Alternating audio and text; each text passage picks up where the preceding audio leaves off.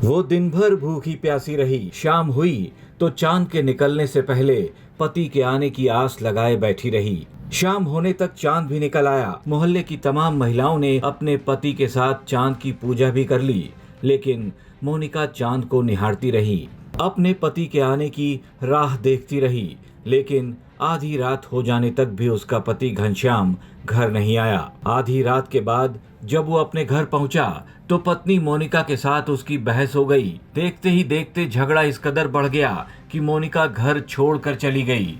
उसके बाद जो कुछ भी हुआ उसे सुनकर हर किसी का कलेजा कांप उठा। घटना जयपुर के हरमाडा थाना इलाके की है, जहां करवा चौथ की रात पति के घर देर से आने की वजह से पत्नी से उसकी कहासुनी हो गई। पत्नी नाराज होकर उसे छोड़कर चली गई और पति भी उसके पीछे निकल गया।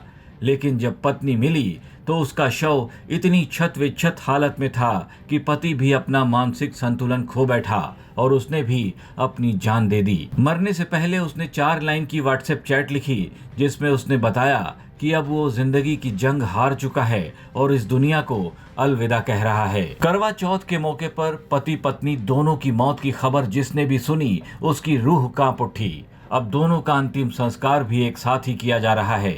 मरने वाले शख्स का नाम घनश्याम और उसकी पत्नी का नाम मोनिका था।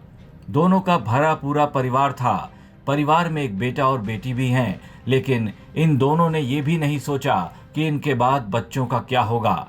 दोनों ने अपनी आपसी कलह की वजह से अपनी जान दे दी और अपने दोनों बच्चों को हमेशा के लिए अनाथ करके चले गए। राजस्थान तक के लिए जयपुर से विशाल शर्मा की रिपोर्ट।